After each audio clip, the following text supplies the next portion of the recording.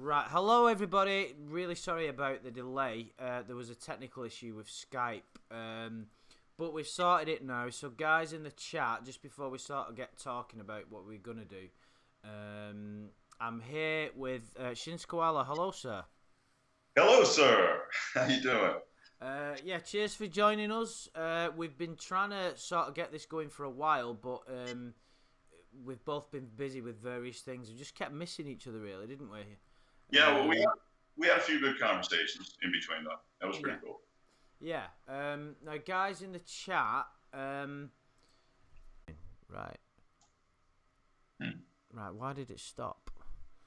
Right. Okay. We will try again. Hello, guys. Just let us know in the chat if you can hear us. Okay. Shins Koala, just say hello again, please, sir. Hi, sir. 1, 2, 3, testing. Guys in the chat, just let us know if you can hear us. Okay, change your channel to Stanimation. Sounds good. Good stuff. Good stuff. Right. Okay. Right, guys. Thanks for joining us. We've been trying to do this for a while, and as with most things on YouTube, where you've got numerous programs running at the same time, and this is just a side hobby, things go wrong. So hopefully. Hi Chester, hi Galaxy, the Stan Chan, Danimation's here. Yeah, there seems to be a lot of talk about Stan, and I don't really have much. I've not delved into that in the past, but we'll very briefly mention what we were going to sort of talk about, which was kind of the manipulation. How it was an idea you came up with, Shin, about the differences between the predators that kind of do the long manipulation, like Lorne, and some of the more opportunist ones who just are in for a quick fix. Yeah, this is like a victimology approach. Something that police do. They essentially look at a victim of a crime and study its psychological effects of the experience it had on the victim. Also, it studies the relationships the victim has in order to determine whether there's a suspect out there. And if there's not, it usually goes to some behavioral study unit to try to come up with a profile or something like this. But in this case, we're going to be on victimology. We're going to be talking about the relationship between the victim and the offender. So yeah, it's quite something that if we think about like what's going on, I don't know, like I'm pretty sure that the media in the UK is pretty similar to the US, but a lot of what's going on at the minute in well, you've got the hashtag #MeToo campaign, which we touched upon briefly when we talked the other day. In fact, a lot of it is, sexual abuse, people coming out and saying that they were abused. There seems to be a lot of it. You've got the Michael Jackson thing going on at the minute, which I don't want to talk about because that's a whole nother thing. And it's just, let's not go there. But maybe another time. But basically what's kind of happening, it seems to me, is that this hashtag #MeToo campaign has positive and negative connotations, which of course everything does, but the positive being that it can help people who maybe don't have the courage to speak out. It's also in the phrase "me too." It's like I've got to jump on board. I've got to be a part of it too. There's people that have popped up in this TCAP community that quite clearly are just looking for attention, and they're not generally involved anymore. But it creates problems. It's just like everything nowadays. Everything's extreme, isn't it? Because of social media, everybody's more opinionated and egotistical, I think, these days, because social media gives everybody a voice, doesn't it? Yeah, it does. I mean, obviously, it's giving us a voice, right? Well, yes. Some might tell me, listen, Burkett, shut the fuck up, and they might be right. Yeah, Me Too is, a lot of people, and I tend to agree with this. It's kind of a long time coming, as far as I'm concerned. especially in the entertainment industry. I mean, just outing these guys like Harvey Weinstein and people who've been predators for decades. You finally get their comeuppance, and of course it kind of filters down to lesser figures like that. But what's amazing is to us is, for instance, you take Bill Cosby. Here's a guy who I revered growing up. I mean, I had all his albums, I had everything. I listened to everything he did. I even mimicked him. And then suddenly it's like a fall for grace. It's like I guess when I turned away from the Catholic Church and became an atheist. Well, what was that? My world doesn't make sense anymore, that kind of thing.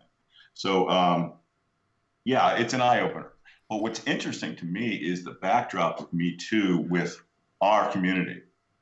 I can't think of a more equal community in terms of gender roles and gender relationships. I mean, we say things, the most crude things in the world. Obviously, we're paraphrasing somebody's chat log, and to women, and women say the same thing back to us, and we all know where it's coming from.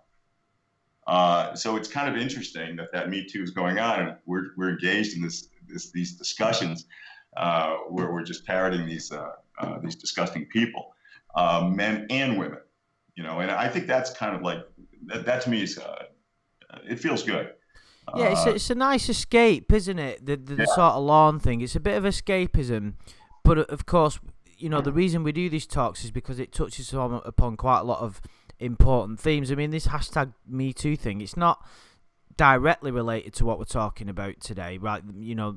Sort of predator manipulation tactics, but it's about the kind of victim mentality. Victim mentality is something that's quite prevalent in it all. It's a statistical fact in England that the high majority of sexual abuse cases are all not all. The high majority of sexual abuse allegations are false. The police have a massive issue with uncovering the correct allegations. I mean, it's a different matter, but it's an incredibly complicated subject. It's become so widespread now because everybody, like you said, you've got the Hollywood. If you've got Michael Jackson, who's been accused of that, probably the biggest name in entertainment ever, maybe, one of the biggest. And there's all that going on. It creates. I don't know what it. It's disturbing, isn't it? It's like you said about Bill Cosby. He's a big name in England as well. And I remember watching The Simpsons, and they took the piss out of him on The Simpsons, all in good humour. And then all that comes out. It shocks you to the core, doesn't it? Yeah, it does. I mean, you realize that as you were living life anyway, you and me, and I think I can speak for you, but I never really had to heed these things. I wouldn't do half these things that I wouldn't have the guts to do some of these things that these guys do, using their power and things like that.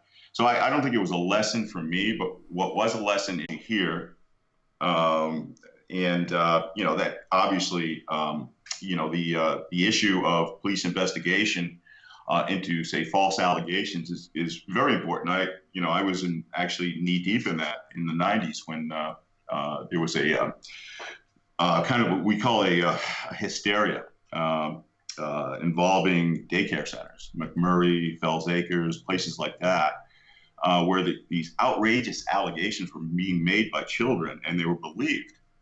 And I was kind of parenthetically involved with one of these cases, and what eventually happened was they determined that a lot of these allegations were bogus, and a lot of these, let's just say, parents had a motive to sue these schools. A lot of them did.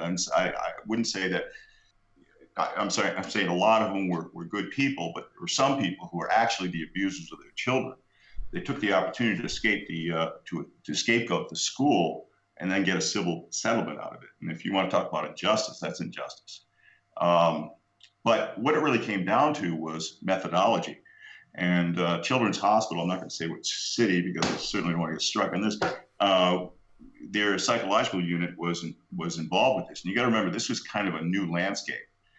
This was all coming out now. This is also at the time when the priest pedophilia ring was coming out.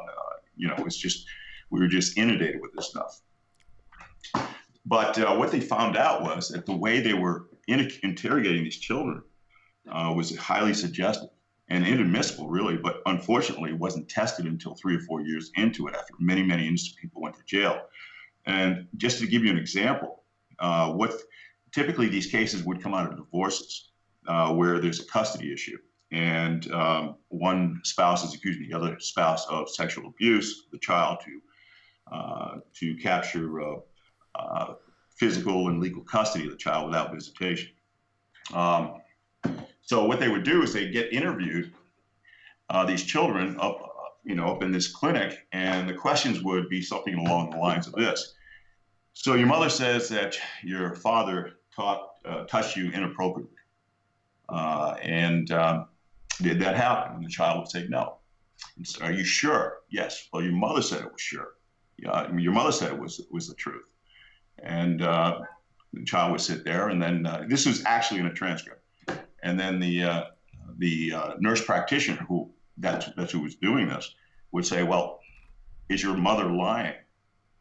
So that kind of interrogation, suggestive, unfair, inadmissible stuff was going on for a long, long time. Well, it's been straightened out quite a bit since then. I would venture to guess that I would say that 99% of that's been cleaned up. So and they do have good faith in what they're doing. The problem was it was a cottage industry, and hospitals like that were making a lot of money, especially for expert fees in testifying in court, and that was the issue. But that brings us to today, where we have a lot more enlightenment now, a lot better methodology, good policing, good laws. New laws, but we still have the same problem. Well, actually, in 2007, I should say 12 years ago, we still have the same problem today. But we're just looking at 2007 right now.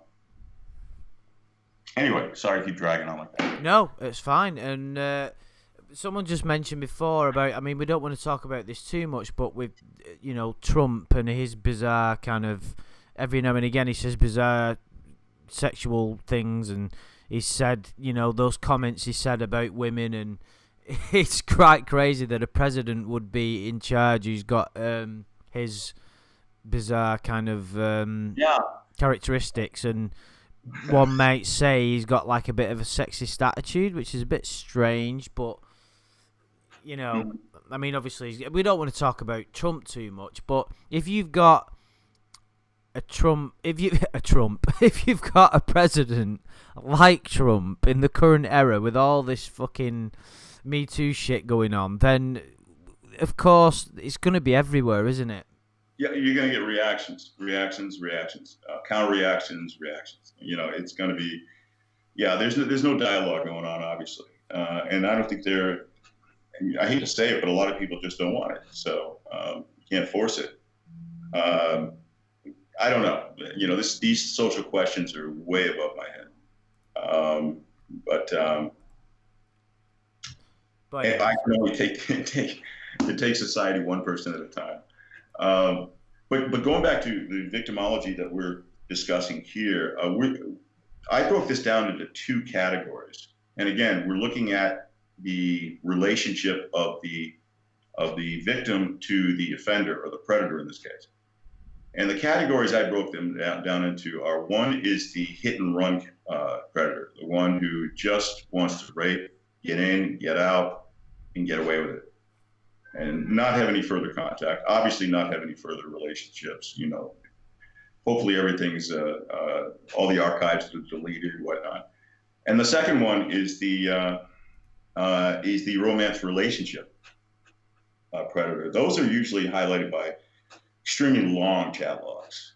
I think you'll find that with Rolando. Wasn't Rolando's chat log like a telephone book?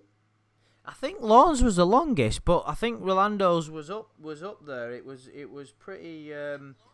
If I just change it, hang on. If I just sort of change the screen now, people can have a look at the. Hang on. Okay, so this is Michael Warwick. I think I'm pronouncing that right, which is the can I rape you anally guy. Now, we all know him, don't we? Well, we don't know him, thankfully, but he came across as one of the worst kind of predators with regard to, well, look at the fucking name. But one thing I will say, and please don't think I'm sticking up for the guy, is nobody can blame him for not being transparent. No, I would say that's. But interestingly enough, before we get into it, that's one of the hallmarks of a relationship predator, being totally transparent. Usually, the guys who are hit and run are the liars.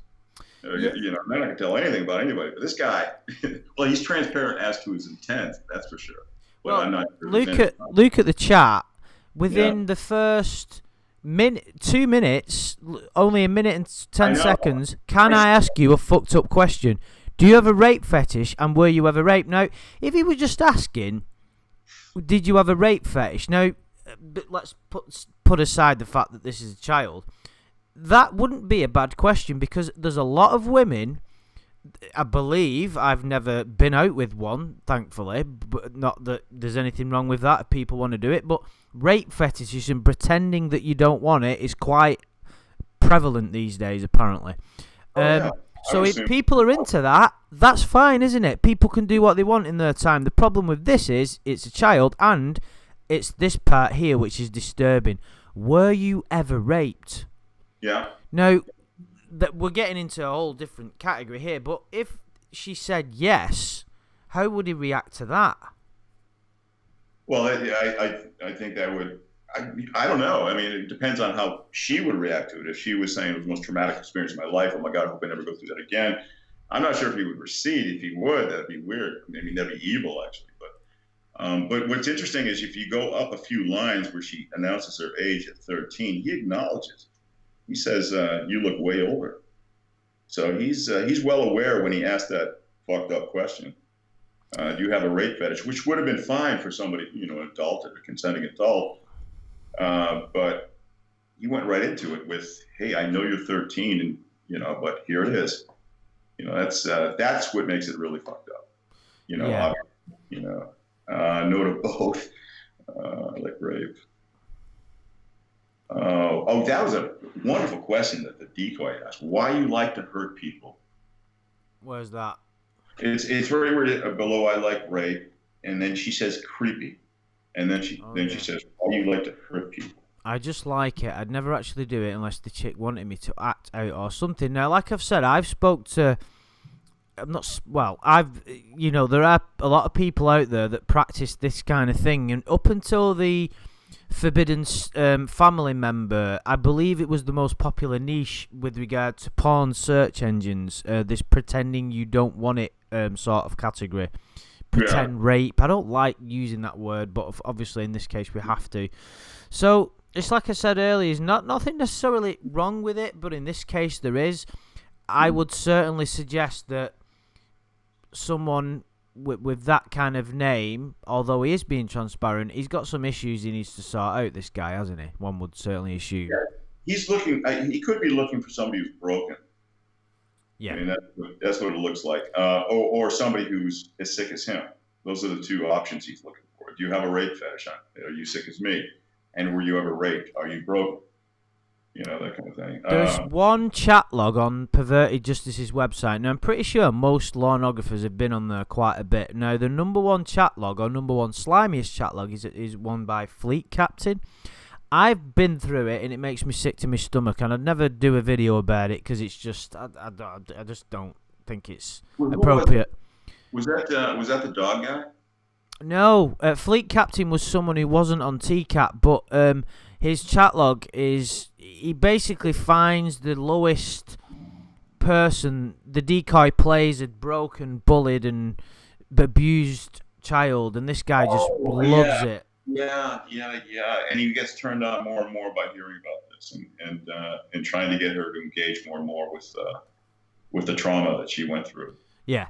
And it's pretty bad. Now, if of course, with this one, see where it goes, because maybe we should hook up and I can fuck you in the ass. I mean, it's pretty early on. He's setting his stall out. He's saying, this is what I want to do. It's pretty disturbing. He's not playing the long game, is he? He doubles up on the taboo. I mean, just his name alone. rape and anal. He's just like, he went Yeah, right there's to it. no disgrace. Look at that. Can I rape you anally? Maybe we should hook up and I can foot you in the ass. Well, okay. That's kind of, yeah, you're right. That's kind of explaining his name, isn't it?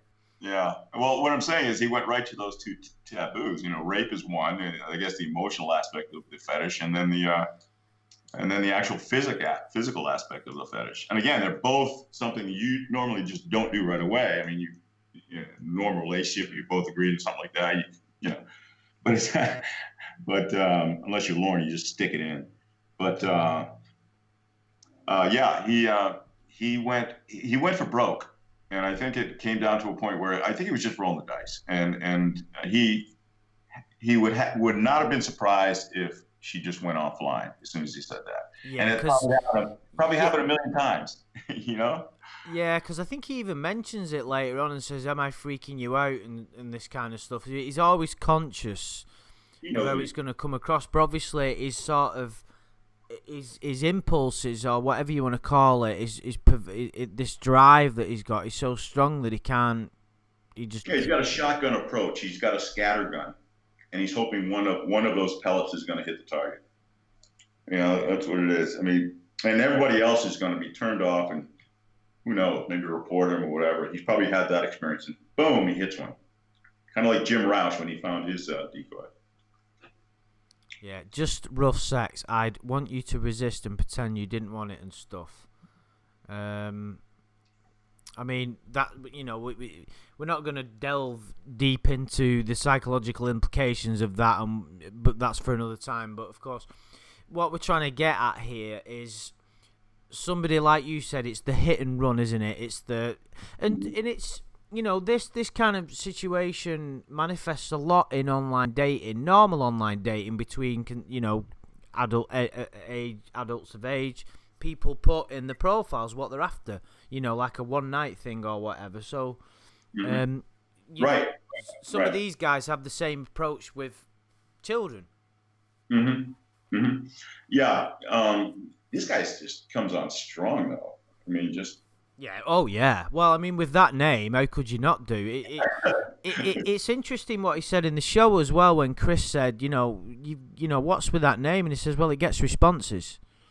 Yeah, I would imagine it does. Not all positive, but I would imagine it does. But there are people who, I guess, like he said, what did he say at the interview? Into that thing or whatever. Women out there, I guess. But again, we're talking about child. And he's a scary dude, man. Yeah. Oh, yeah. I mean, Logan G just said Warwicker is one of the few predators. I don't really get any humour out of it. I just can't do.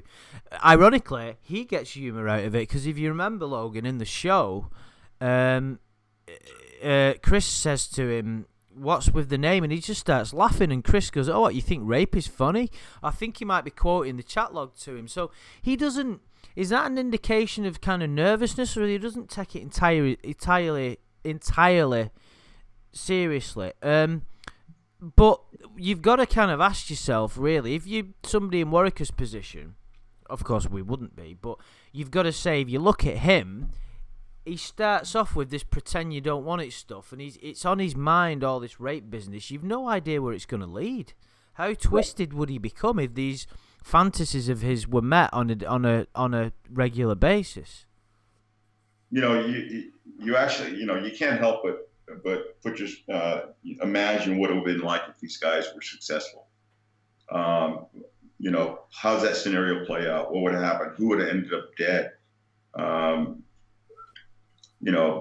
Actually, there's more to say to that when it comes to the relationship predators, because you really can't figure out how the hell they thought they were going to get away with that.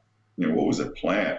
What do you guys go out to dinner and grab ass each other and not expect people to see, what's going on here? I mean, again, I don't want to jump ahead to Rolando, but these guys are easy. These quick hit guys, they're just, no better than, they write nothing better than what you see on a bathroom wall. Yeah, I mean, how could you disagree with that? Now let's go to. We won't go to Lorne's chat log just yet, but we'll go to We'll go to Rolando Resto, who, if you remember, guys, from the show, was married and looking for fun. Now, he was interesting for a number of reasons. One of which was his dramatic segment in the show where he broke down into tears. Sir, please. And it's like, it's there must have been a part of everybody who was watching that felt that little bit of, not pity, but like, to see another human being suffering in such a way, there's got to be a little part of you that thinks, oh, God. Yeah, we're empathetic beings, unless you're a sociopath. You can't help it, But you got to remember, though, there's two guys here. You got one guy before he was caught, and there was one guy, and there's the same guy, and the guy after he got caught. They're acting totally different. I like to talk to the guy before he got caught. That's where you get the true information. The guy with the remorse and the crying and everything else, that's all because he got caught. He didn't have enough time to register what he had done. He probably knew all along, and he knew that the worst thing in the world for him that would happen to him is he would get caught, but he went ahead with it anyway. But when it actually happened to him, I think, again, you're talking about two different people. The guy before he walks through the door and the guy after he walks through the door. For every one of these predators, their personalities you see with Chris interrogating them are not who they are.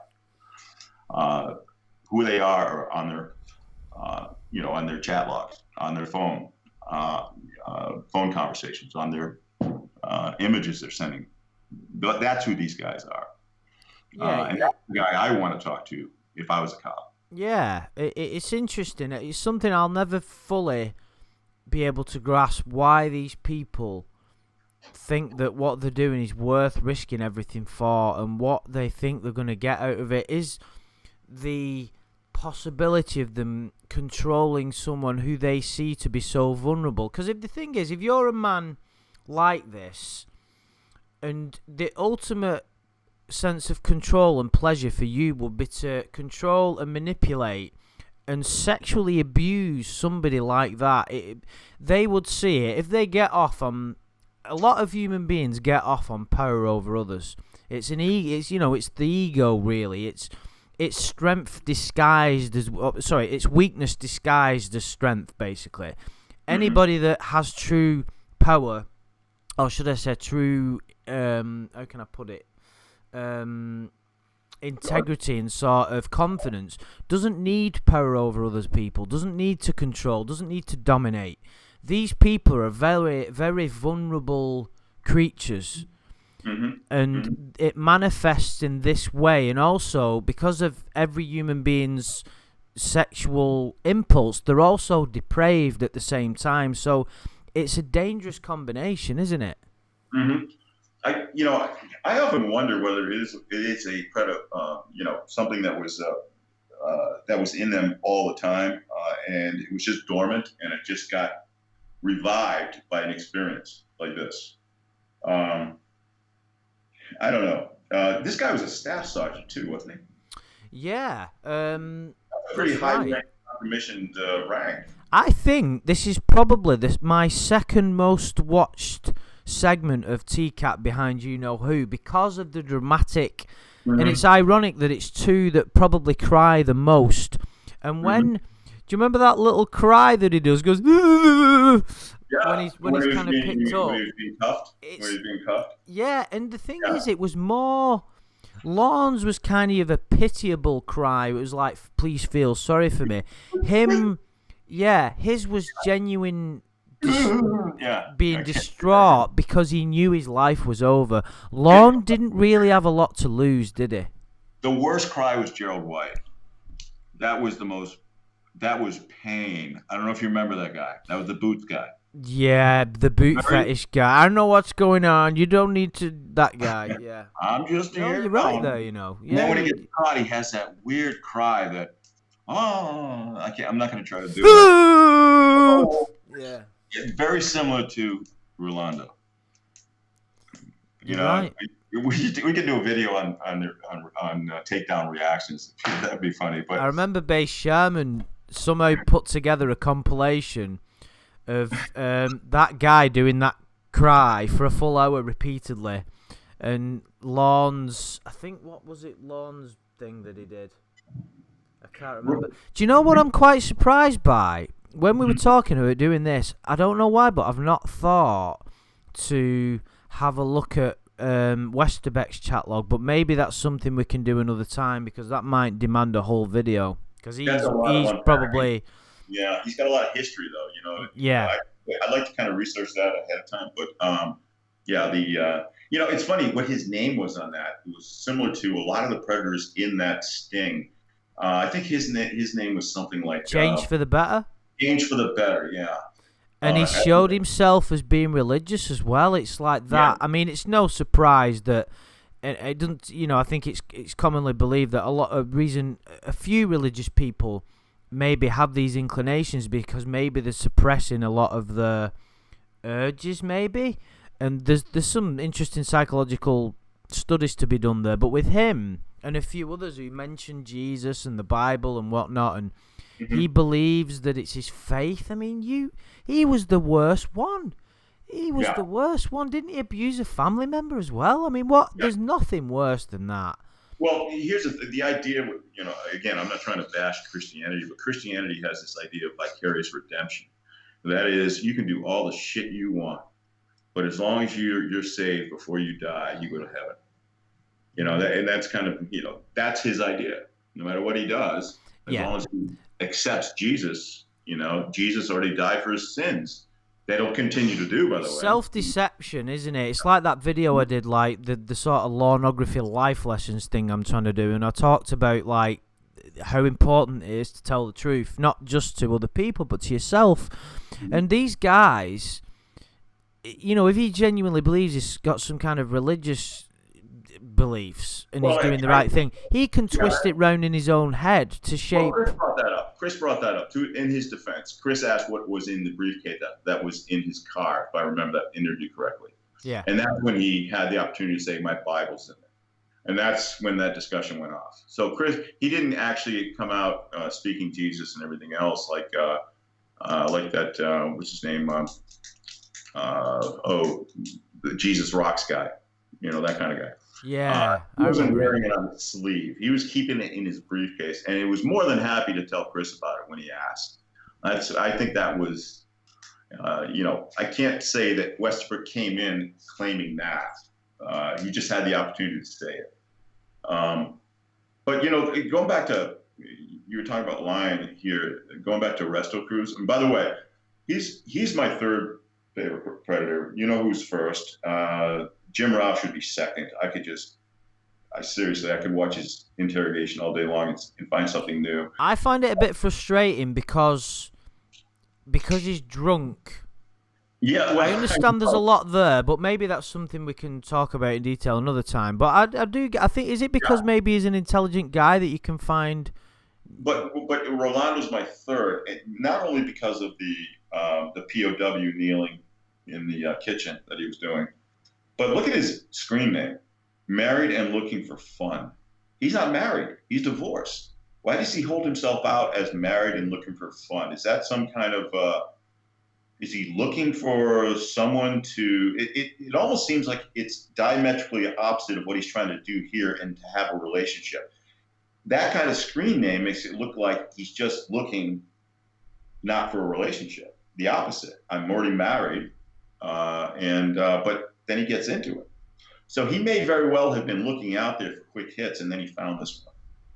And he changed he's not consistent with his screen name. Yeah, I was just thinking that. Maybe it's just because he's not too bright. I think he probably had some luck with this, with an adult, maybe. I don't know. Or maybe knew somebody who had luck with it, or something like that. And then he just ended up trolling a 13-year-old and said, okay, well, my name doesn't mean anything because I'm not just looking for fun. I want a relationship and marry you and hide you from the public for years until you hit majority age.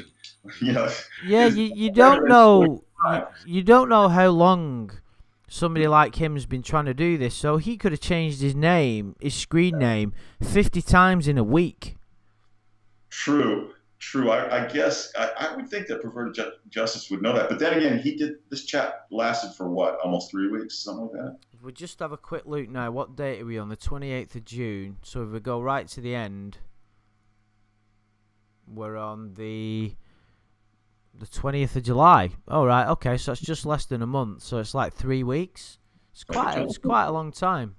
It's like a business to business telephone book. Yeah. Wow, it's literally a film script, isn't it? Basically. Yeah. Yeah. There's some interesting stuff in here about how he was going to proceed with this relationship, and I thought that would be interesting if we looked at that. Like, what's his plan? What's he going to do? How is he going to do this? How is he going to kidnap her, keep her from her parents? I know there was a part in this chat log about what if she needed medical care.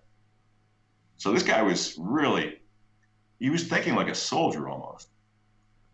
I promise. Who knows? Until you are 18. Okay. Who knows? I might wait 4 years for you. The other thing that you're 18, really? What? I bring you with me. Wow. I don't care as long as we are together. By that time, I'll be out of the army so we can go anywhere. Look at that. Yeah. He'll be in Mexico. What was I going to ask about this guy? Let's see.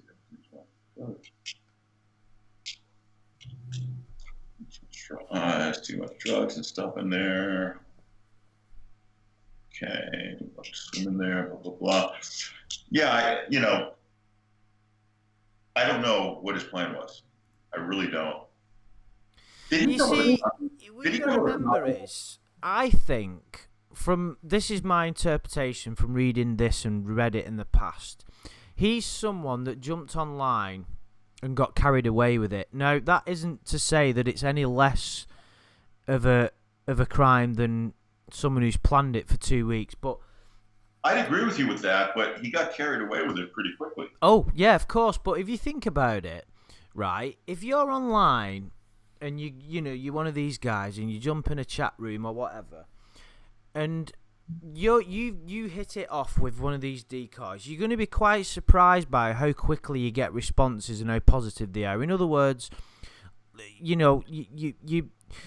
everything that you get back is positive. They're always going to respond to you, and they're always going to. You've got them on the line, haven't you? So at that point, these guys are hooked. The decoys have got them on the. They've bit the line, and they're not going anywhere. So at that point, they're going to say all sorts of things. It's like what we always say about Lorne's chat log. All the shit that he comes out with wouldn't have worked on a real girl. So they're going where they want to go. It's wherever their minds take them, isn't it? So you don't know. Yeah, but the decoy's not giving him much. But he doesn't need much, does it? All he needs is a response. He doesn't necessarily need a positive one as long as it's not negative. As long as if it's neutral, the decoys always give neutral responses at worst, don't they? They won't have a go because that'll take them, because that'll make them fuck off. But as long as they get a neutral to positive response, they will keep going and going and going, and their minds will go where they want them to go, and that's what makes it interesting, isn't it? Where if it was a real person, they'd have boundaries, but there's no boundaries here, is there? Yeah, no. 3 quick questions, and maybe the chat room could answer this. Number 1, did he send any images? And number 2, did he bring condoms? Can anybody? I can't really. I don't think he brought condoms, which illustrates that. I think he did. Can someone in the chat? There's quite a few in the chat now. Can anybody remember? Yeah, I don't think he did either. And also, if we can just skim through the chat now. We might be able to see whether he. Usually, there's any photographs. In fact, let's dance along right across to. So he love bombs her. Look at this. Yeah, baby, I love you. I love you. I love you. Oh yeah, that's too. I miss you when you're gone, baby, my sweetie, my sweaty, my sweetie baby girl. Oh, wow, that's just. Here's a guy. Imagine him sitting. At one point I think he was cleaning his weapons, so he was in the barracks, and here he is typing his. I don't know. Is he at a computer? What do they have back then? Jose is Resto Cruz. If anybody can find out whether he was caught with condoms, I'm pretty sure he was. In fact, he definitely was caught because I remember on the show, they showed a very small segment for his police interview. Oh, wait a minute. They had a whole bunch of shit in his car. Yeah. Yeah. There was wasn't there a gift? He was one of the most. He was one of the most generous predators. He had lingerie, I think. I think he had lube. I don't know why his guys want lube all the time. And he had condoms, I think, and I think he had some sweets, or maybe he had booze or something. I can't remember what it was. So he did load up. Okay. The other question I had was, did he give this girl a nickname? Usually these relationship predators start doing that. A mommy, I think I was here. For instance, Kayla's princess. Let's see. It's usually another telltale sign because they're. Let's see. I see baby a lot, but I think mommy is in there. I think he asked her to call her mommy at some point. M-A-M-I, which is a kind of a Spanish vernacular for woman lover. Yeah, I cannot wait to make you all the things that I can make you feel when I love you next Friday. You're the greatest lady I ever meet. His English isn't the best. Let's see, scared. Nothing will happen. What could happen, baby? You just scared. Won't get to see. You will, baby. Oh, this decoy is really got him set the hook on him. What is going to stop me? Nothing's. I love you, baby. This poor guy. Oh my God. What happened to him? Oh, hi, Amy in the chat.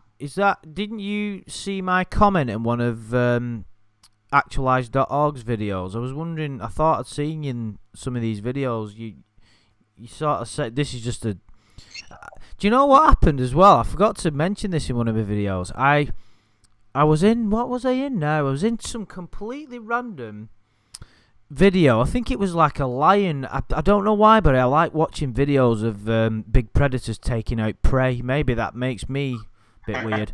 I like to see the animal kingdom in its most vicious. An apex predator and a TCAP predator. Yeah, well, isn't it weird? I like watching that, and yet I'm fascinated by this. But in one of the comments section, someone wrote I can't remember what it was. Someone wrote, and obviously it's got nothing to do with TCAP. And someone's screen name was. It was a picture of Lorne, and the screen name was, "Are you anxious to like my comment?" And I was like, Lornography spreads so far, doesn't it? It just kind of made me chuckle, really. Yeah. You know what this reminds me of these relationship guys? They're like searching for free mail-order child brides.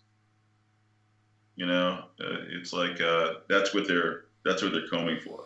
Yeah, you know, me and my friend were at work today, and we got a bit of downtime and decided to start watching a documentary. It's on Amazon Prime, and it's called, it's about the child sex industry in the US. I can't remember. In fact, I'm going to have to tell you now because it's doing me head in. But obviously, as humans, and of having a moral compass as we do, we kind of shy away from it a little bit. We don't want to be disturbed all day, do we? So, but when you really look into it, it's more disturbing than you can ever imagine. I mean, I don't think either of us, Vince, are naive people, but you know, it's Playground. It's called. Yeah, it's on Amazon Prime, and it's just about how men. It's a bit like, you know, have you ever seen Taken with Liam Neeson? Love it, yeah. Yeah, one of my favourite action movies. Very straightforward. Guy's trying to find his daughter and kicks everybody's ass in the way. And you know, want to kill everybody on the way. You want everybody who's associated with taking his daughter into that sex traffic ring. You want him dead. Yeah, exactly. It's a straightforward movie. The action's brilliant. Anyway, my God. Yeah, that bit where he's playing the part of the waiter and the buying the women, and like that kind of stuff really exists, but with much younger women, well, children, and these people with money and power, and they just think it's their right to abuse these people in such a way. And there's nothing more disturbing than this. It's like it kind of amazes me, really. I mean, we don't want to get into the politics of the kind of the TCAP community, but it's widely known that there has been conflict in the past, and really there shouldn't be, because we're all we're all on the same side here. Mm-hmm. You know, and it's a shame that a lot of that had to happen, really. If you look at, you know, we've got a common enemy. Yeah. Mm-hmm. Yeah, that's what it comes down to. I mean, I don't know really what's going on, you know, any politics or anything like that. I just enjoy everyone's content. I love everyone's contribution. Yeah, but there's no need to get involved in all that politics. The only reason I unfortunately got sucked into it is because I make videos. You know, if you're not a content creator, I mean, I don't consider myself creative. I just rattle on about certain things, and some people like it. You know, Base Shaman is a content creator because it's mainly his full-time job, and he is very good at what he does. And well, dude, whether you accept it or not, you're a content creator. Sorry, you may have a different medium, different kind of style than you, but you are a content creator. Well, yeah, I appreciate that, but what I mean is he's somebody on a different level. He you know, he's gone down a different path. He's turned it into something positive. But anyway, that, I mean, the point is, I suppose the point I was making was, these people, I can't think of anything worse than abusing a child in that way for your own gratification. It's me and my friend were talking about this at work because we were watching that documentary, and he just said, listen, it's the worst thing in the world. And what I tried to do to be a bit sort of play devil's advocate a bit was say, well, it happens in the animal kingdom, not in the same way. And hear me out, some people might think I'm a bit nuts, but I was watching a documentary. I'm a bit fascinated with penguins for some reason. I think they're quite interesting creatures. And in the animal kingdom, what some of the female and male penguins will do when they lose their own children, they will steal the baby of another penguin and then fucking murder it after they've got bored of nurturing it. So there's some pretty brutal shit happens out there. But with humans, we always have the choice. But this is what I like to delve into in my videos is, I don't think the free will that we have, and especially people like Lorne, it's not as free as we think it is. People, he has a choice, but in another way he kind of doesn't, because he doesn't really know any better. Does that make any sense? Well, I'm convinced Lorne is a sociopath. And I think most people agree with that. The reason why it's been confirmed, not from the TCAP appearance or his logs or anything that led up to it, it's more along the lines of all these subsequent interactions with the Ramonas and the I think Tiffany's and things like that. And the reason why I think he's a sociopath is he has absolutely no sense of empathy at all. With him, you know, look, he may not have you in a normal sense. You know, in other words, just he has you. Take the Ramona situation. You're my girlfriend, and all I am to you basically is a voice on the phone. And that's really what the nature of relationship is. And that's enough for him. But he's happy if no one else can have her because of him, because of that relationship, because that's where the magic is for him. In other words, I can't have you. And that's kind of frustrating, but I somehow deal with that. But the fact that you can't have anyone else because, you know, you're with me is what makes me happy. You know what I'm saying? Yeah. It's almost I don't know if I'm making sense. It's almost like if I can't have you, nobody else can. But that's a common thing in relationships, isn't it? I agree with you. Lorne has definitely got sociopathic tendencies. Well, then he continues that with, you know, his idea is to dominate the amount of time he has with her on the phone in order to make sure that she isn't stepping out on him. You know, and that there's nothing substantive he has to say to her. He just needs to make sure her time is occupied with him, so she's not occupied with somebody else. That's a sociopath. He has no consideration for her. He doesn't give a shit about her. You know, he doesn't give a shit about her relationships with people, her relationships with her family, or anything like that. He'd rather it be just you and me, Ramona, against the world. And that is, even if that involves destroying everything around you, that is a total sociopath. Yeah, I mean, Lorne displays the characteristics of a lot of virtually every negative thing you could think about as a human, some to major degrees and some to minor ones, but that, of course, a lack of empathy, it just stems through his whole existence. And no more prevalent than in this chat log. And you No. know, I think the first page of this, I could make 50 videos just about this section here. And you know what we're talking about manipulation is straight from the word go. It's all about manipulating her, and there's no consideration for her at all at any stage. And the other thing is, one of his excuses, and I think I've said this in a comment before, so people, if you've seen this, please excuse me. But he claims that the reason why he talked to her is because no one else in the chat room would talk to her. Now, the question is, there's no evidence of that. There's no evidence of that in this chat log. She doesn't say, hey, thanks for talking to me, nobody else would, or anything like that. And there's no evidence in the phone call. So the question is, where did Lauren get that? Did he make that out of whole cloth? And he probably did.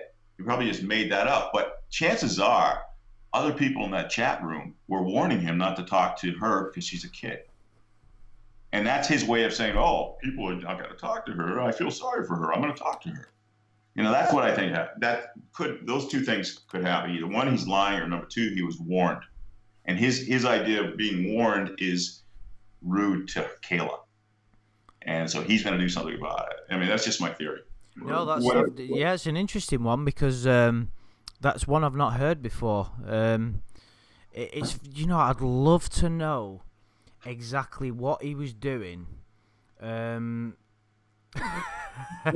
love to know exactly what he was doing before this. In other words, how many nights was he trying it on with various decoys, and how long, how many different tactics did he use? And I'd love to know. And the good thing is, we'll never know. We'll never know the answers to those questions. No, actually we do. Actually, we have an idea that he did it at least, and because of those other two chat logs that he did, and he used the same formula. You're a cutie. Don't talk to anyone on the internet. Everybody's dangerous. I wouldn't want something bad to happen to you. He saw that worked with Kayla. So he tried it with Kimmy, and he tried it with the other one. So we know that he's at least he can retain information. He's a creature that can retain information and knows what works and what doesn't. Whether he did it before, it's hard to tell. The only evidence we have is the chat log we're looking at right now. But it looks like he's pretty accomplished at it. Yeah, I agree. That he knows what he's doing, doesn't he? If nobody will talk to you, you can talk to me. I'm a good guy. He knows that there's a lot of shit that prowl the internet. He knows he's got to portray himself as being a family man. He has to convince her that he's a good guy. But it interests me, when he writes this, does he believe that word, those words there? Yes. Yeah, absolutely. I believe he does. Absolutely. Andrew, another hallmark of and this touched upon a video you did a couple of weeks ago on Lauren being totally honest, right? Yeah. He doesn't bullshit about where he lives, doesn't bullshit about not having a bed, he doesn't bullshit about... That is the hallmark of a relationship predator. The reason being is because they know at some point that they're going to see the decoy. The decoy is going to be part of their life, or at least they hope they will, and they're going to have to explain any inconsistencies that's in the chat log. And so the only thing you might find that's dishonest is omissions. They're not going to tell you certain things. Yeah. But for the most part, they're going to tell you the truth about their lives that are going on around them. The hit and run guys can lie their asses off. Yeah, it's a good point. And it was me at one point trying to get a glimmer of maybe honesty and integrity within Lorne, and that's the reason he was like that. But of course, it's all bullshit. Someone in the chat, Shin, wants to ask you a very, very important question. Maybe the most important question. Is there any way you can put the chat up too? I can't get it on my phone for some reason. It's all right. If there's any, I can't get it up on screen now, but if there's any questions that come directly to you, I'll relay them. And Ramirison145, this has got to be answered immediately. Please, for the love of Codshin, please touch upon the mac and cheese defense. Is that akin to the Twinkie defense?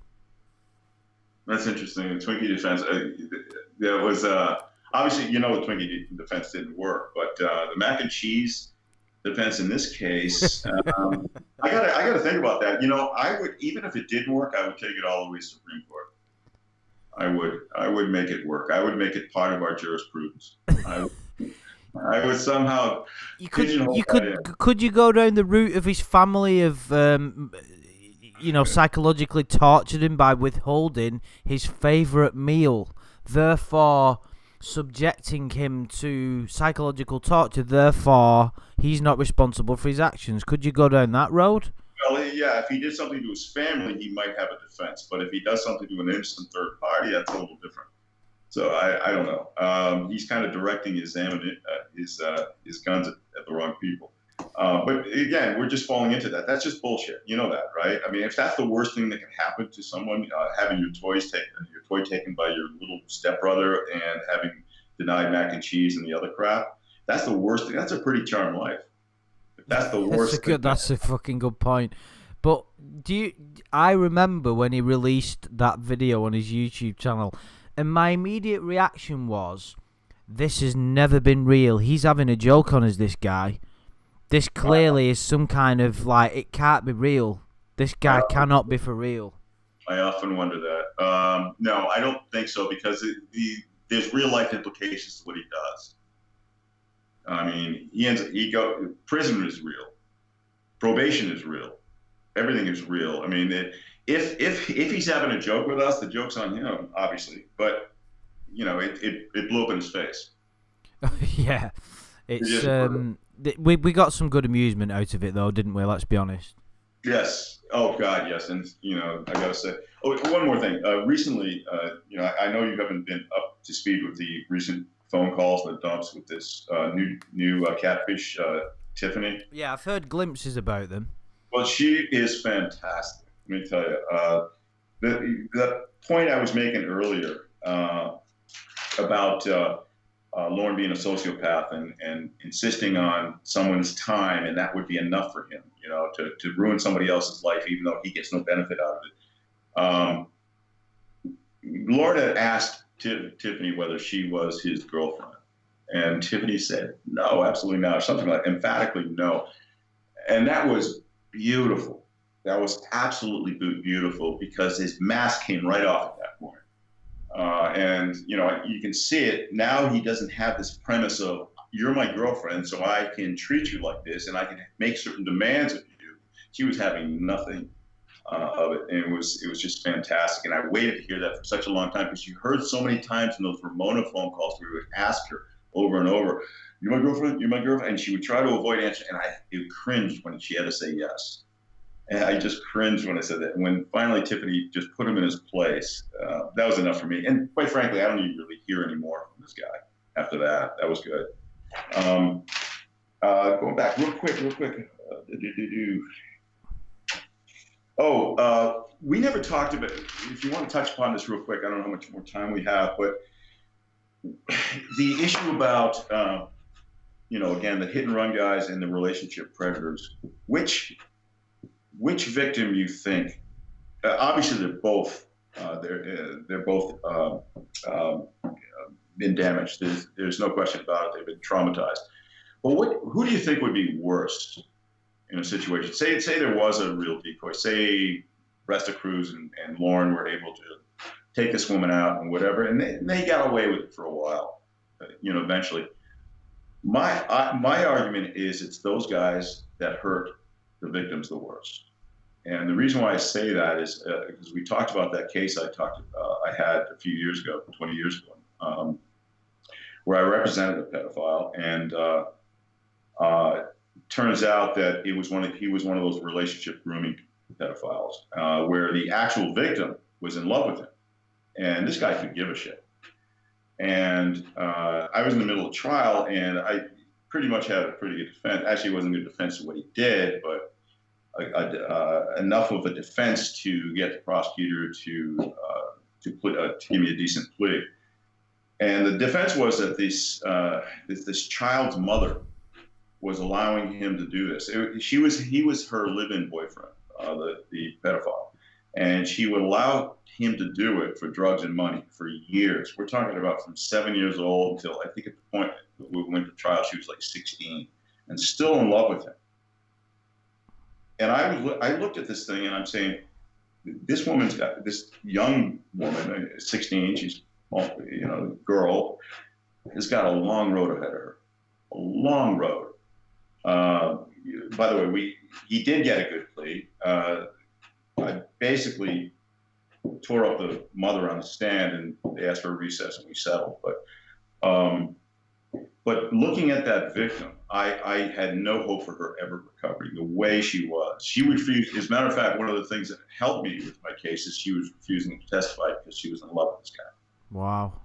Now, how do you break that? As opposed to someone who is, okay, as horrible as it is, somebody comes in like a Can I Rape You Anally guy, does his thing and leaves. And then, the victim's there and she's got to deal with this and other members get involved. They can try to recreate what happened, find out who this guy is, get the police involved, have him arrested, blah, blah, blah. And it's kind of like in a one isolated kind of event.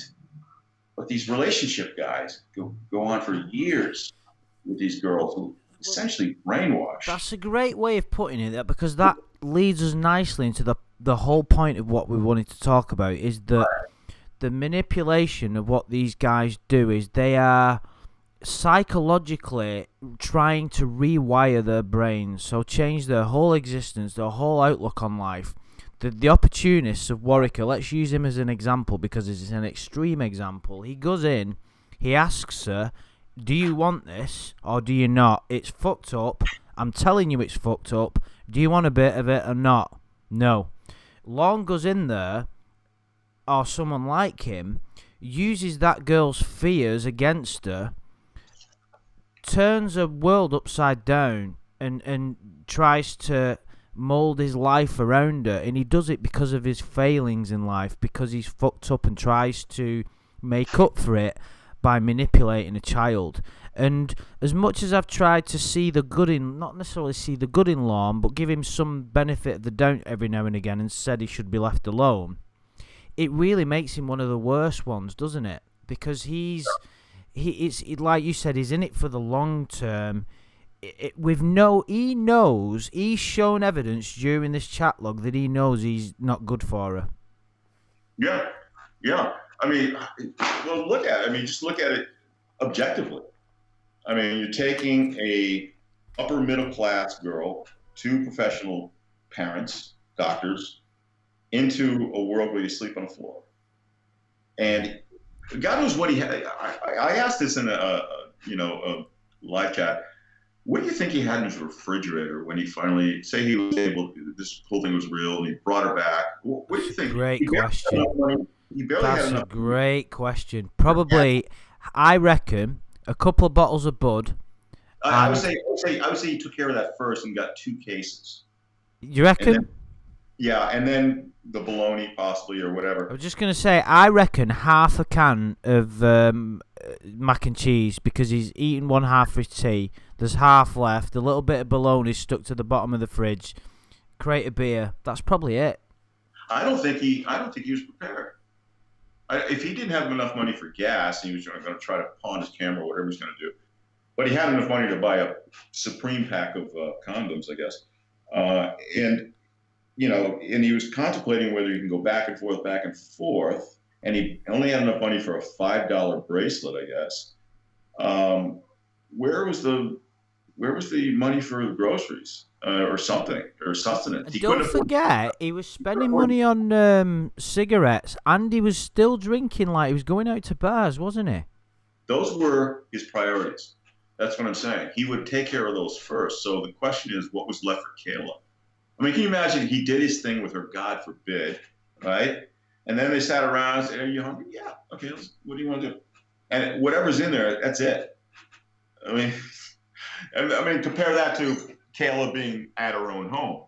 Again, this is assuming this is all real, but, God knows she'd probably have anything she wanted to eat or something like that. I mean, Lorne, I don't understand why Lorne would think that love would overcome something like that. I don't know, in his view. I was thinking as well, when we're talking about, there's a quick question as well, by the way, from Jose Gomez. Question for Andrew and Shin. Aside from Lorne, Which is the predator that has sickened you the most? So I'll answer first, and I'll say second is definitely Westerbeck for me. Westerbeck is a nothing for me. I don't get. You know, to I think me, it's his sleazy responses to the questions and the fact that he abused a family member that freaks me out, and I just don't like his character. I get to that. I would say somebody like Walter Babs, a total sleeper, Here's a guy in his community you would never expect this from, and he was one of the worst chat logs in sending images and everything else. Right. I would say that really sick, wasn't it? Pretty gross. The pancake batter thing and all that shit. The Coke can. That was pretty gross for it coming from someone like him in a respectable position in society. Juxtapositioning that, I thought that made it gross. Lauren, I don't think is gross to me. I think he's hilarious. I mean, the way he tries to talk sex and he's like an 11-year-old boy. He's seen what he can do. It's the softcore porn of chat logs, isn't it? Let's be honest. I mean, the reason why it's funny is because it's a decoy. Let's get that straight, okay? Let's get that right out in the open. But I don't find it gross, other than maybe the pimple in the ass. But I can't say that even moved me. That made me chuckle too. He's just ridiculous. I think he's too ridiculous to be gross. I don't think he's smart enough to be gross to gross me out. But somebody like who has a brain like Walter Babst or let's see, Warwick, the other guy, not the. This is Warnicker we were talking about. Warwick, the Navy intelligence or the military intelligence guy. That was pretty gross with the dogs. That was pretty good. Just like to respond, Nicholas Benny said, Andy shits on pornography, then makes a lawn video. Well, I don't quite understand that. This isn't entirely based on lawn. I don't know. Example of a relationship predator. Yeah, I don't really. Yeah, there's some aspects of pornography that I don't like, obviously, but anyway, I don't quite understand. All roads lead back to Lauren. We can't help ourselves. Yeah, well, exactly. Yeah, I mean, it's what people want, isn't it? He is the most interesting, funny predator. There's no doubt about that. His tale, his overall, the saga is very interesting. A continuing saga.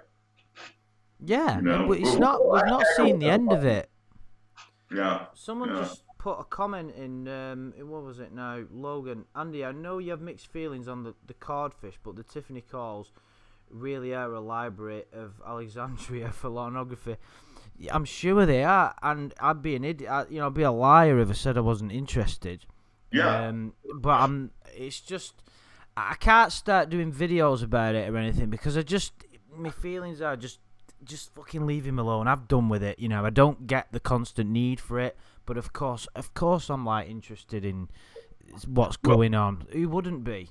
The only objection I have, and I really don't give a shit about him, is that he's enjoying this, and that here's a guy who throws around monikers like best friend to people he's never met. So it makes you wonder what his life is like. Number one, he doesn't have a real best friend around him. So my feeling is that he knows what's going on, and that negative attention is better than no attention. Yeah, no, I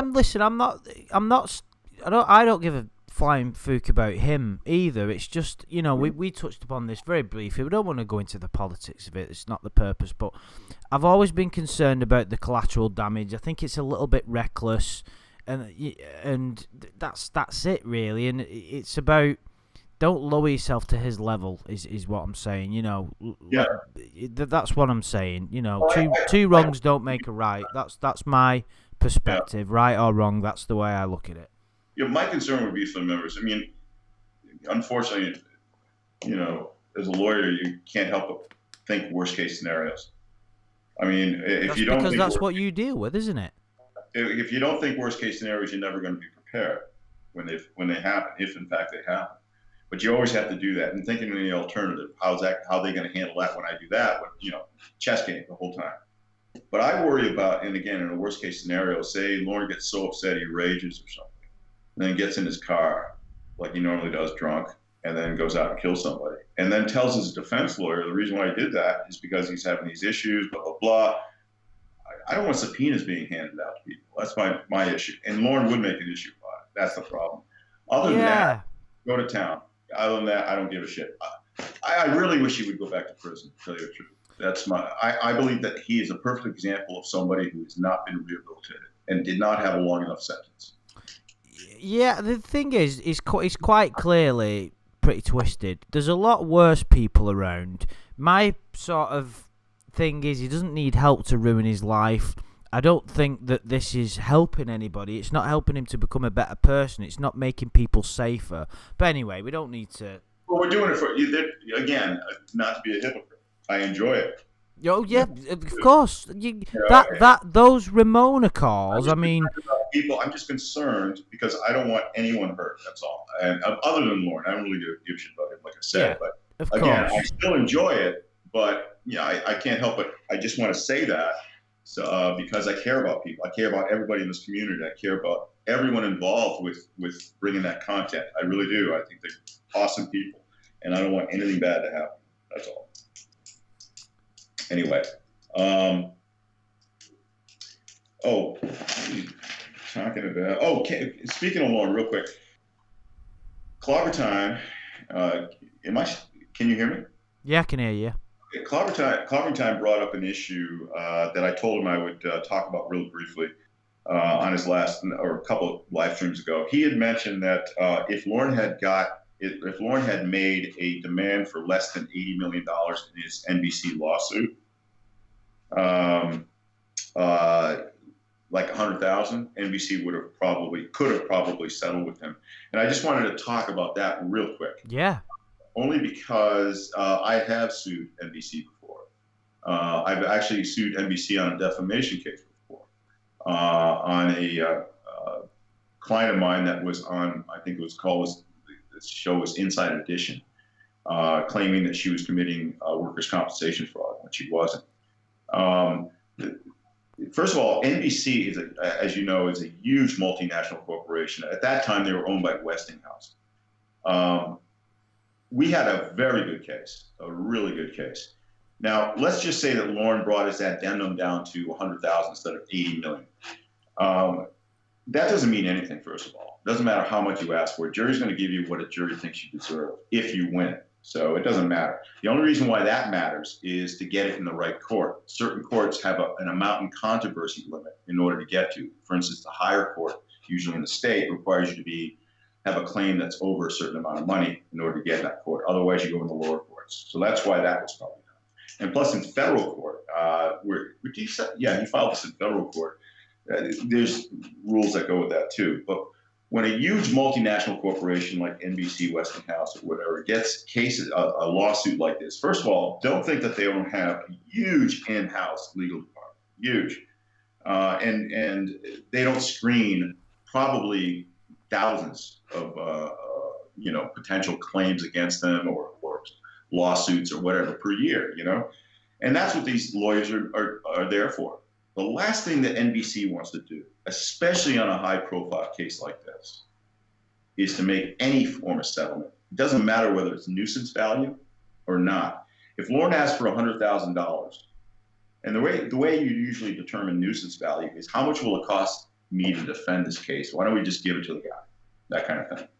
But if Lauren asked for $100,000, they would have easily said, whatever money we're even thinking about settling for this guy, let's throw it into defense costs. And that's what would happen. And that's what does. Right.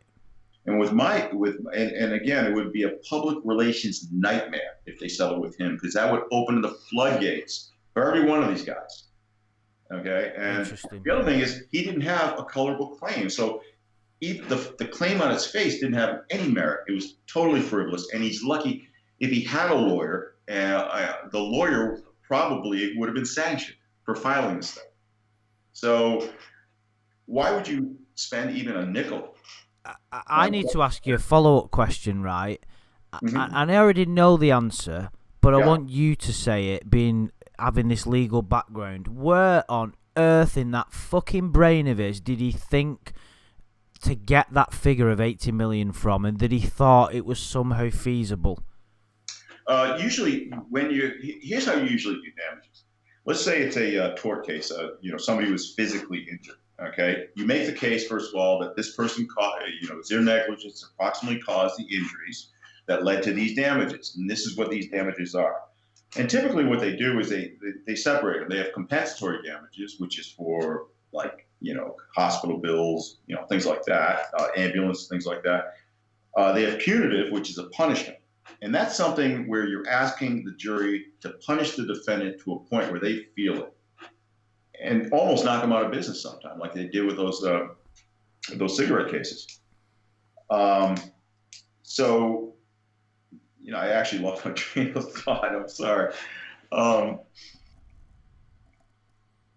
You want to refresh me a little bit? I was actually looking at my notes at the wrong time. Right. So with regard to Lorne's crazy plucking the 80 million out of the Oh yeah. So what you do is you figure out how long a disability period was or something like that, and you attribute a dollar amount per day.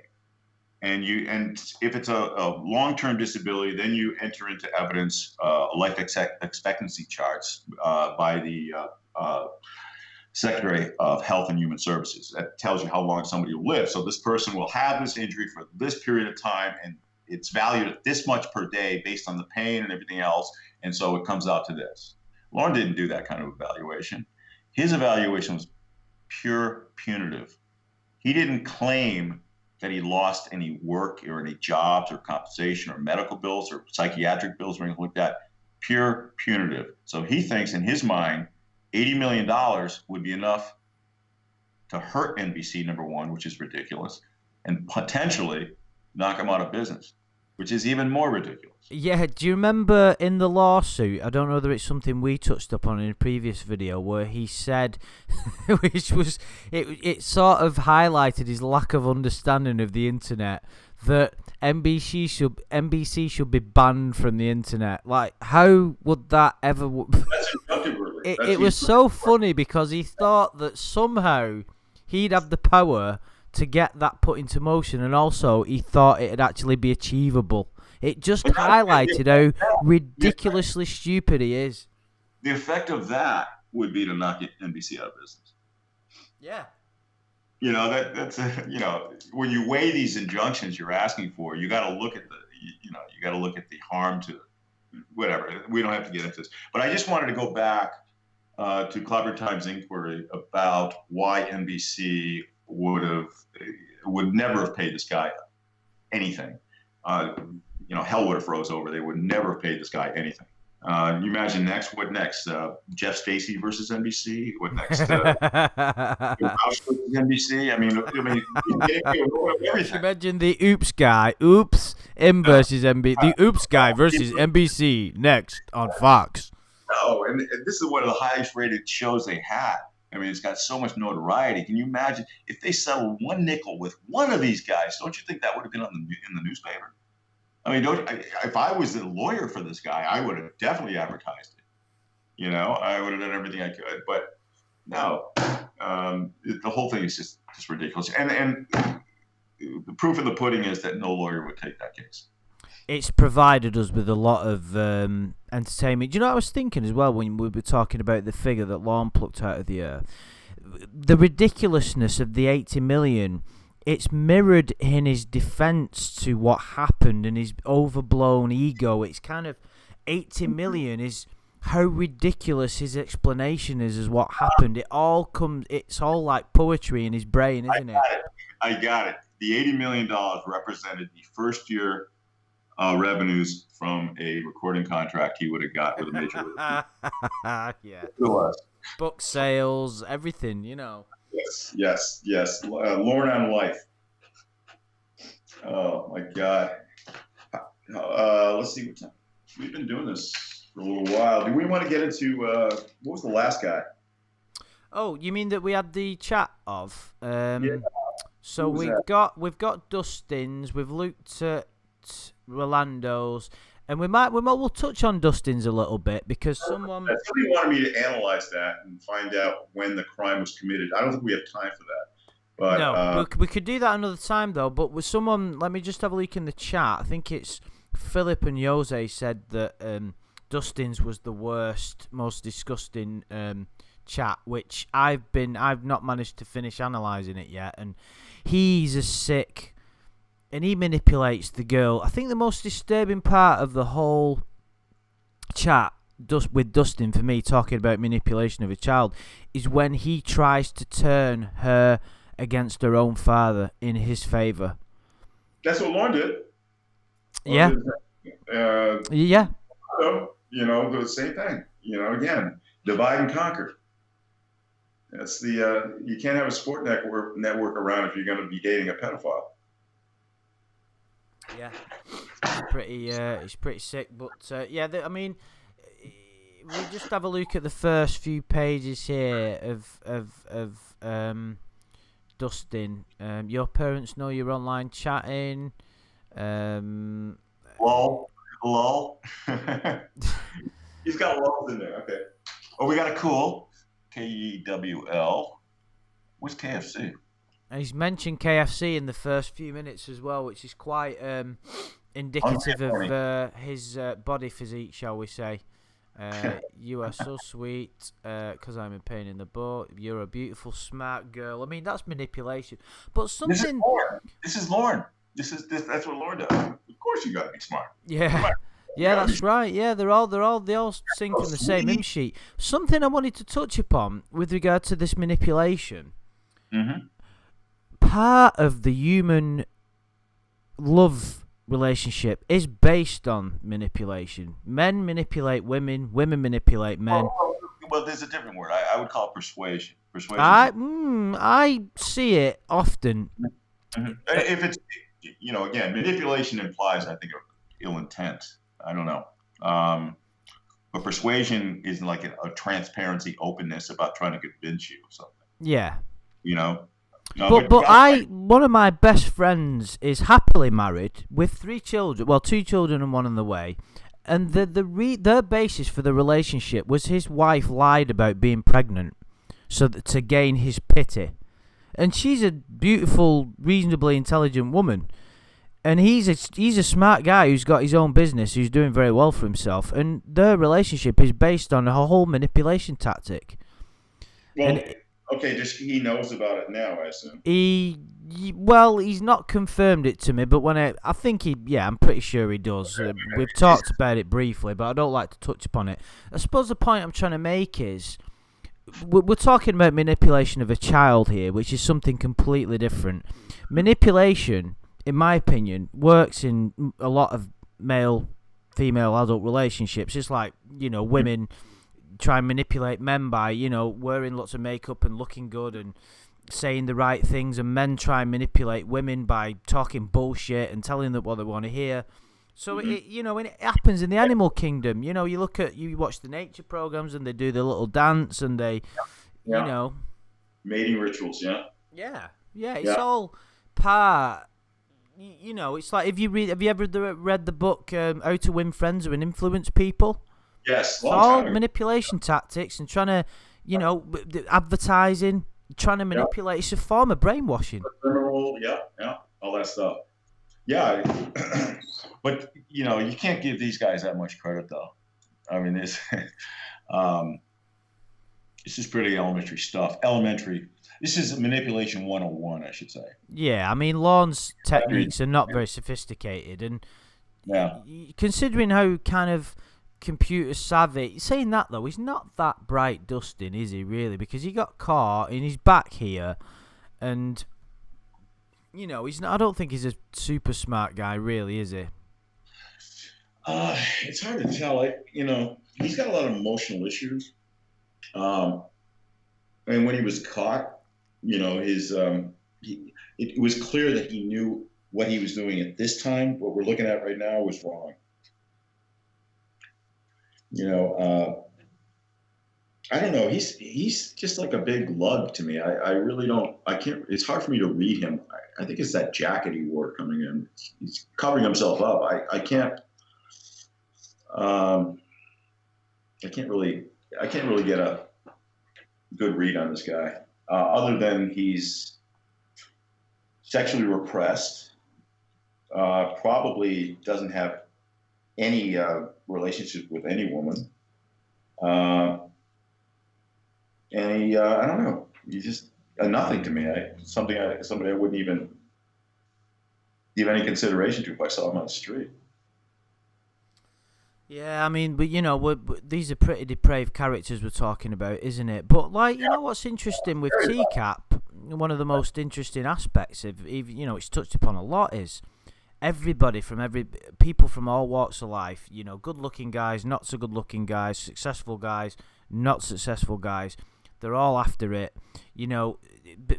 Attraction to children is something that they believe is genetic. There's that documentary I uploaded to my channel where there's a guy on who says that he's got these attractions but does not want to act upon them because he doesn't want to hurt a child. But these people, they know it's wrong and they still act upon them. It's something I'll never fully grasp. It's like, I always use the comparison of me seeing the girl at work who's married, and there's a couple of very attractive girls that I'm infatuated with at work who are unfortunately not available. It'd be like me bungling them into the toilet and doing what I wanted with them because I find them attractive. I'll go, well, number one, I wouldn't get away with it. Number two, it's the wrong thing to do for many, many reasons. But these guys just don't give a fuck. They just don't care. They don't care. It just baffles me. I just don't understand. I don't understand. I think they just spin the wheel a lot of times. I think it just happens like that. I think they probably do it hundreds of times and maybe hit once or twice. And they try to refine their game, like what we saw what Lauren was doing with the Kimmy Cocoa Pup. What he was doing there was successful with Koala, so he refined his game a little bit. Here's a question for you, and it's a bit of a silly question, really, because it's hypothesizing something which would never happen. But let's just say that the internet had never been invented, or Lorne was never allowed access to the internet for whatever reason. He was too stupid to use it, or every supply company had banned him. Do we think he would have stood at the corner of some kind of school with a puppy? How do we think his... Would he have just... What would have happened? If he hadn't have found these chat rooms? It would have been easier for him to be afraid in person. First of all, I agree. Guys are cowards. First of all, a lot of these things they do, they're just cowards, keyboard warriors, whatever you want to call them. But I think he would have been the type that would harass young adult women, but not in the sense of the creepy, stereotypical flasher, or whatever guy, but more along the lines of anyone gave him 1 ounce of attention, he wouldn't let go. To the point where he would probably be set a record for the most restraining orders by one man in the county. That's what I think would happen. Yeah, you're probably onto something there. Logan G's just said in the chat that he'd violate the orders and go to jail eventually, over and over and over. Yeah.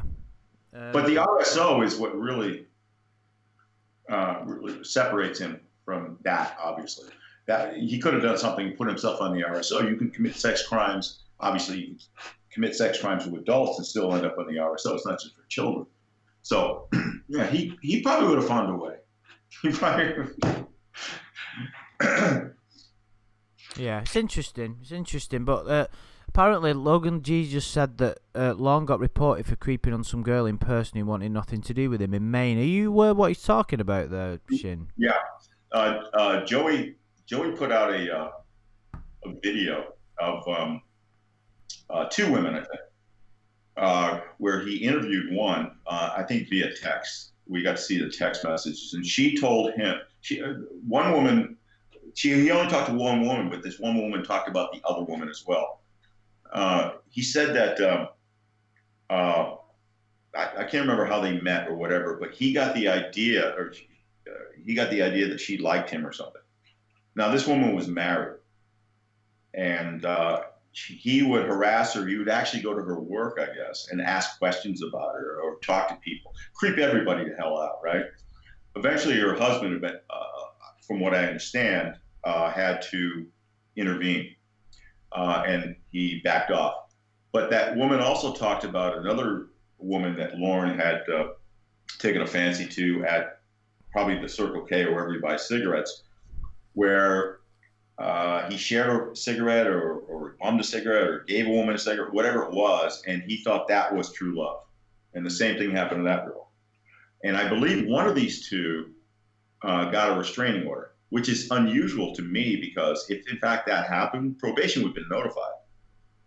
That's the first thing the state court would have done. Once he's in state court, nothing gets hidden from federal court. They have to, once he's on probation, they have to contact his PO. We'll let him know what's going on. So I'm not sure if he got that restraining order or not, or whether, if he had an ex parte emergency order only lasts for 3 days. Even then, they would be notified. So it's hard for me to figure out what happened with that incident. But it sounds like something that Lauren would do. Yeah. Especially a restraining order. I mean, God, that would be a huge violation. Because it's along the lines of his previous crime. You can make a case about that. But here's the thing about Lauren. He's maxed out his sentence. Well, actually, he got a 10-year suspended, 5 years to serve, so he could technically do 5 more years. Probation has his ass for 5 more years, eventually. If he does what, though? If he commits any offence? Because hasn't he already committed offences with regard to breach of his conditions? Right. If he breaches conditions, he can go back in to serve the full 10. There's no question about that. But what happens if he maxes out the 10? Because that's the most the court gave him. You can't give him any more than that. Well, they can still start civil proceedings against him. They can consider him a danger to society and have him civilly committed in a mental institution. That's what could happen. Thing is, how much of a danger do you think that Lorne is? I have always said I don't think he's that much of a danger because fear is a big part of his existence. And You are. I mean, if I would not want to be an attractive young woman anywhere near his proximity. Oh, you don't know. Of course. I mean, that depends who you are. Again, look at victimology. Look whose perspective are you asking that question from? I think that if it was you and me, chances are you'd probably run anyway, or something, any man actually. But it's hard to tell because we're not vulnerable. We're not in that vulnerable victim class that he's looking for. So, well, the thing is, vulnerable victim. Who? Him or the people he's going after? Because he sees himself that way. Doesn't that make him more dangerous? A vulnerable victim with a good heart. That's what he said. Well, so.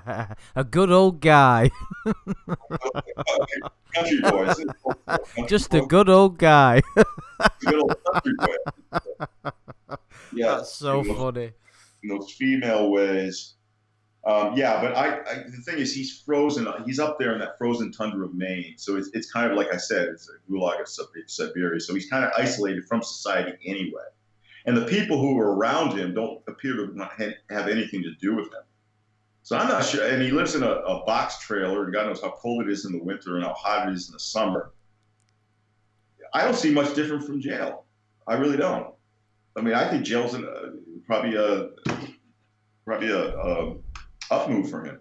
He'd probably be a better person in jail.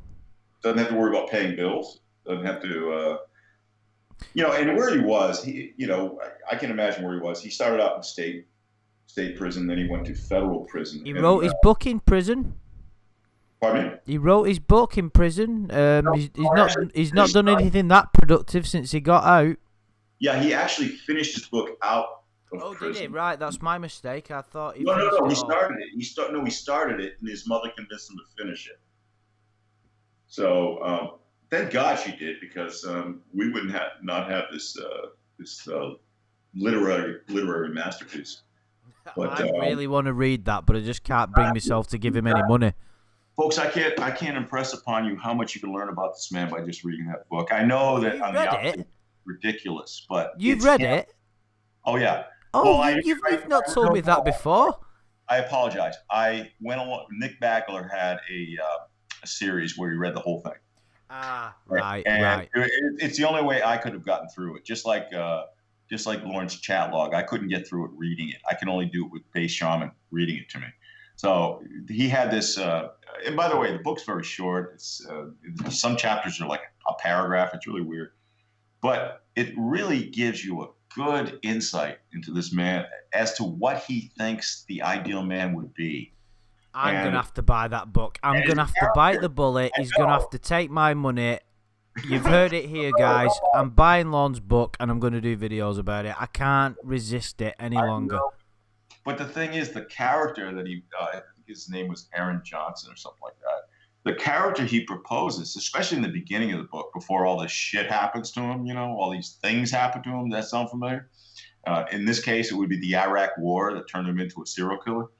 But but the person he was before was supposed to be this ideal person that Lorne had in his mind, who he thought he was hoping that the world would look at him as. And even that person he projected was a loser. I mean, if you gotta read about, this guy runs into the lunchroom and gobbles up his pizza, then wants to be first in line and sees his buddy in a locker, and he's so driven. If you saw a kid like that in high school, you'd think he's the biggest dick in the world. I mean, that's Lauren's idea, though, of what it's like to be a popular person. And it's strange, really strange. It's great insight. I think it's more insight than the chapter. Oh, brilliant. Well, that's just sold it. I'm going to have to, like I said, I'm just going to have to live with the fact that he's made $5 from me, but, that's fine. I can put up with that. And I've made friends through Lorne. Lorne's been a positive effect on my life, so I'll give him a few dollars. Yes, me too. I got to tell you, he's there for me. He's always there. Yeah, he's there for all of us, isn't he? And in an indirect way, he's helped us all one way or another. It's quite a remarkable thing, really. And I'm not totally against the sort of possibility that we'll be able to complete some kind of documentary about this guy and the saga. We definitely got to work on that. What I would like to do is I picture a timeline,